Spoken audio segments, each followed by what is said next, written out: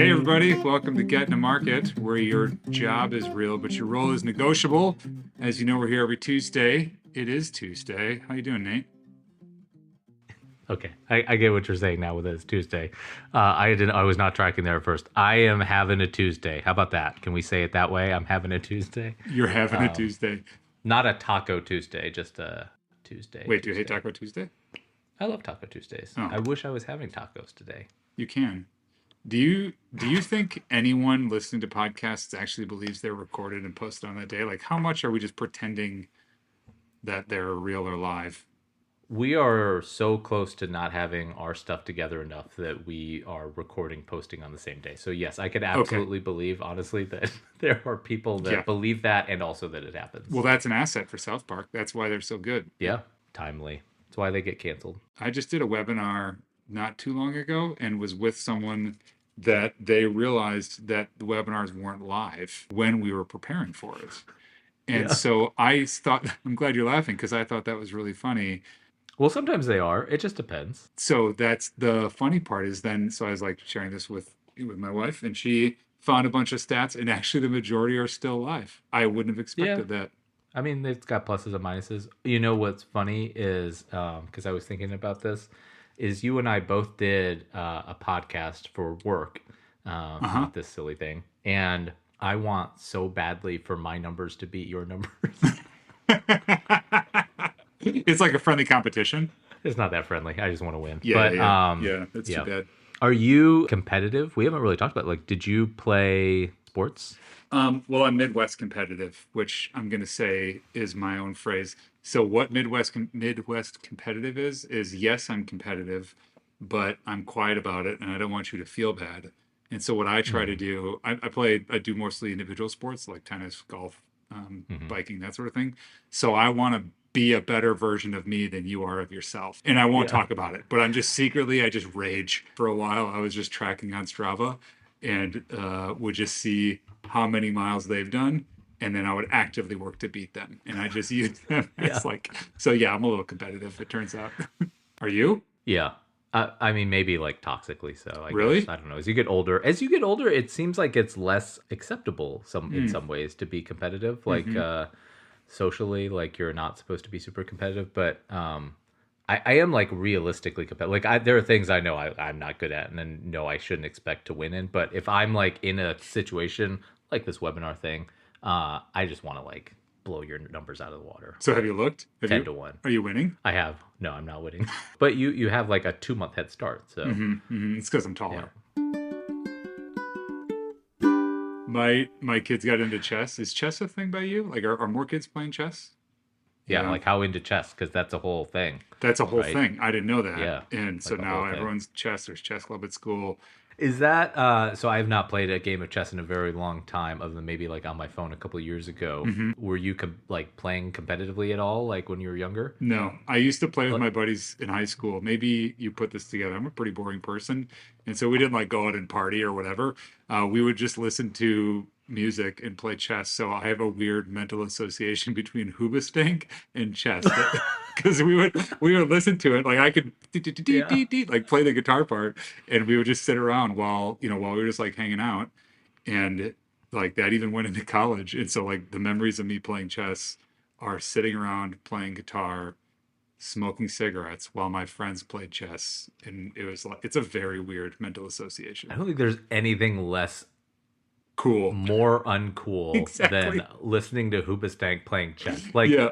you would Yeah. have been cooler one way or the other, but doing both of those feels pretty unforgivable.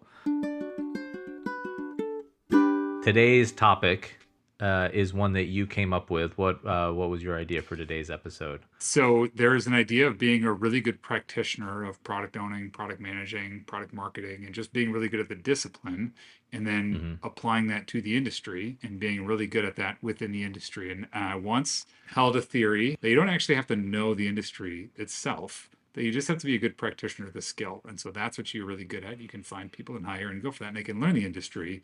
And I wanted to get your take on that. Can you be a good product marketer without knowing the specific industry that you're marketing for, without having some domain knowledge, some experience? Is there enough just knowing the discipline that can carry you into any industry? Do you want to preface this with why you don't think that's true? Just from my own experience, that's it. Yeah. Just from Just experience. No, so the I was pretty bullish about like, hey, no, product owning mhm. is a discipline and a skill in and of itself. Someone who's really good at that can learn how to do that for just about anything, just about any use case or workflow or product. And in this role, they were a technical product owner, and so they were helping build a lot of the back end infrastructure and what we were doing to move our products to a cloud-based product and all that sort of thing. And what I found is I was just wrong. That knowing the technology stack, knowing how to do, knowing the thinking, or just kind of where someone who's really good at that might be kind of proactively thinking about, at a minimum, made this person just that much more slow to decide. And so, like you think about in these meetings, I just want to go and move and make a call and make a decision.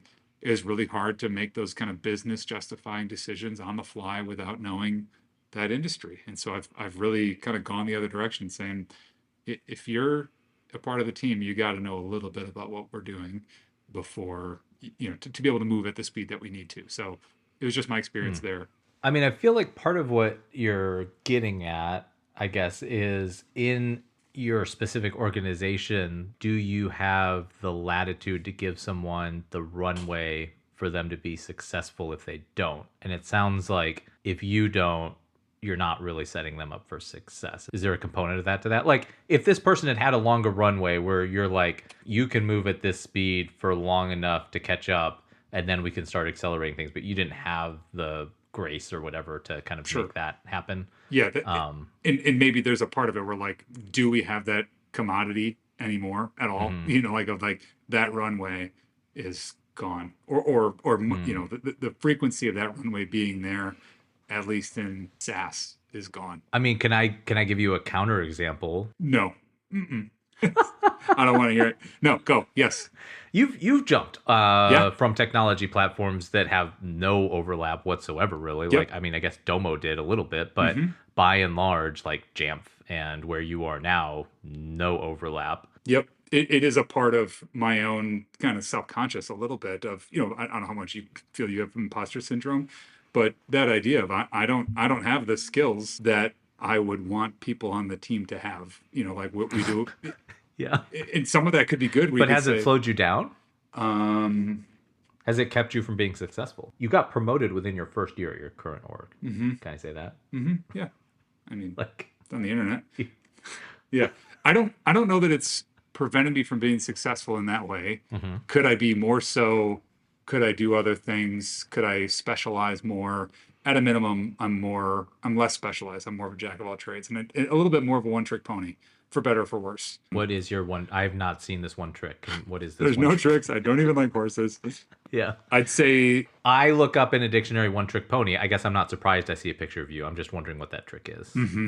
we're just waiting to see what that is. I do feel like uh, I feel pretty good at getting people kind of beating to the drum of the vision. Here's where we're going. Here's why we're going. Here's what this thing is, this kind of collective idea. And so in that, I Hmm. don't necessarily need to have the practitioner level experience on the different technologies, but I need the team Yeah. to do that because we're trying to get there fast because we've got big goals or that sort of stuff. So in that way, I think I'm a bit of a one trick pony. But that's a good trick, right? Like, not to blow smoke up your My pony. yeah, your pony hole.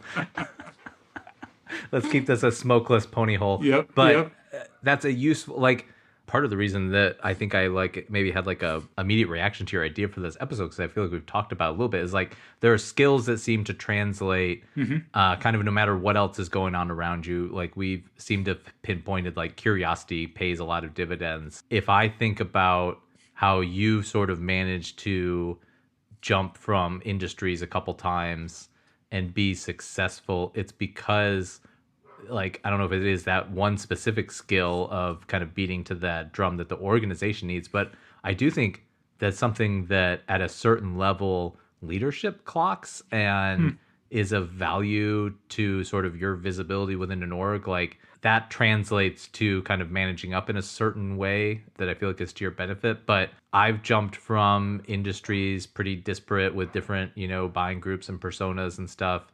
like I think you can do it. I wonder if part of what the bigger kind of question around this episode topic is our organizations less willing to cotton to that will give you the runway to be successful, and now it's we don't really have the time to give you that runway, so we need like to see value faster, which means that for us, like we can't take a chance on somebody that doesn't know this industry. Yeah. We want to pluck somebody that comes from this space that can hit the ground running faster. That might be true. Like I wonder, are you able to jump industries more quickly with AI? Because not that you just like plug a thing into the back of your head and know everything, but you can like very quickly aggregate a bunch of data and get to like the key stuff quicker Sure. than you could have previously when you were onboarding. And you can generate stuff faster with AI, so you can prove your value out a little bit quicker by leveraging AI tools, even if you don't know the industry as well. I was going to go the opposite. Where like AI, Oh, the advent of AI means you have to be more specialized. You have to know more about that domain because the rote stuff is more simple with tools. Like AI is commoditizing the task itself. my counterpoint would be you and I both worked with someone recently who did not have industry context or specificity, but was able to kind of build the plumbing to create a system that did have that context and knowledge pretty quickly. Yeah, that's Like true. I guess like some of it might depend too on sort of your skills with AI tools and how you're able to leverage them. Might have a factor. There's a practicality of like, what do you tell someone who's a new grad, or like, what do you tell, like, say, early in your career, what advice would you give someone that wants to grow? Do you need to be specialized? I mean, I this is kind of maybe where we do differ because I feel like maybe product marketing, product management are a little more immune to Hmm. the value and risk that specialization can carry. Like you're an engineer or developer, Mm-hmm. you learn one code language, there's some risk associated with that. So then you want to try to like make sure that your knowledge base and what you can code in kind of fits what the market needs. Or similar to that would be like a solutions engineer where you learn a product really well, unless it's like a platformer type thing that you can kind of take to various organizations like Salesforce or whatever, some kind of universal platform. How quickly can you translate that to another product if like, the company has a riff or whatever and you're suddenly out of a job? Right now, I think you're at a real value Drain. value train. You're better positioned as a product marketer if you are pretty good with AI tools and can kind of demonstrate how you use them in your workflows. Yeah. And that might pay you more dividends than like specific knowledge for an industry. I am kind of curious. I want to test the theory of how much someone can do with AI. Like, how much can a single product manager do with AI tools? Can you replace, PM and a PO? Can you do the workload of them and, build to find that out? Because then you could say in those conversations, hey, with these tools, I'm just as effective in the kind of practitioner side of things that I can get myself the runway to learn the specialty. How do you feel like AI affects your like we talked about how it's not making the return for companies that has been promised. At the same time, like I'm much more productive with AI. Am I a full-time employee more productive? Probably not. But how do you think about that in terms of what resources you commit to different projects? Oh, you kind of asked two questions. How I think about myself being more productive is different from how do I think about it for resources for other projects. I've yet to use AI to replace people on teams, and I don't know that I will, and I don't know that that's a good idea, and I don't know, we've got a lot of time there. It has not been that level of effective or efficient to get to the spot where we can start, the person themselves, the people on teams, just the knowledge of those individuals is less valuable. What did you learn this week? Have you learned anything? I've learned so much this week in terms of what we'll use as our lesson learned for the podcast. Mine would be my daughter this year has been coming home, like not every day, but close to it, with the question of like at school when they're like doing different things with numbers or something, and the 6 7 comes up, the kids say, "Have you heard this?" They'll say like 6 7, and she did not like had no context for what that was. So I looked it up. its roots are kind of like murky. It seems tied to like a basketball player's height, and the idea that like one thing can't be two things, something like that. It's rooted in this whole like brain rot kind of subculture thing, like little boo boo dolls and all this, which is sort of terrifying for people, I think, my age, and definitely for your age, John, as you get older. But I'm changing my lesson learned. My lesson learned is that you and I figuring out what memes are means we're old. That's what that is. well, yes, and you're even older, so it must be that much harder for you. But even for It's that much even harder. for my like, and so anyways, it like basically kind of has no meaning. It is just kind of like a way to kind of say nothing. I don't know. I'd have to read this article again. It was confusing just me reading it. Yeah, my boys' soccer team got yelled at by the coach for like because all they're 8, so they're just running around 6'7", 6'7", just screaming.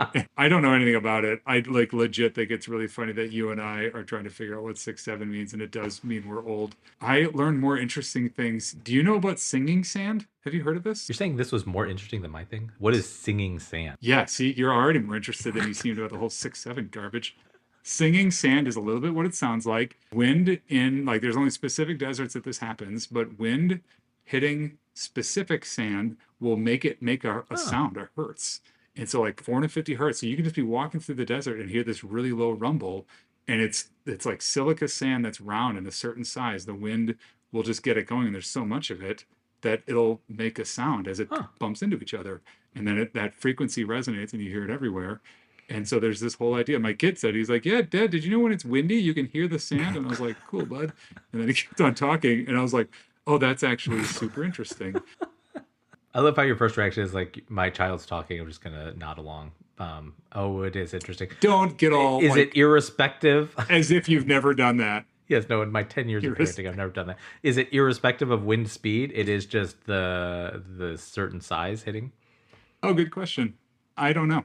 Yeah, I'm not sure. Add to your lessons learned here, buddy. There's the more you know you don't know. All I know so far is that sand can sing, and there's a wiki page, and you can look it up if you want to. And it's super interesting. Well, I do feel like this would be a better lesson learned from David Attenborough than you, but I guess I'll settle for you. Do you want me to do his accent? Yeah, you should do his accent. Let's do the whole time. I'm not gonna. The number of unsubscribes. Well, good to see you. Get in the market every Tuesday. We talk about this.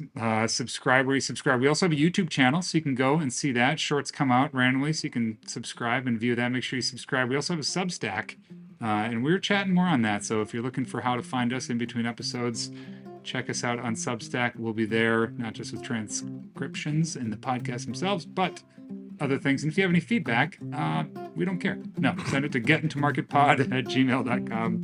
We'd love to hear from you. Love to talk. As always, good to see you, buddy. You do. Bye. Bye.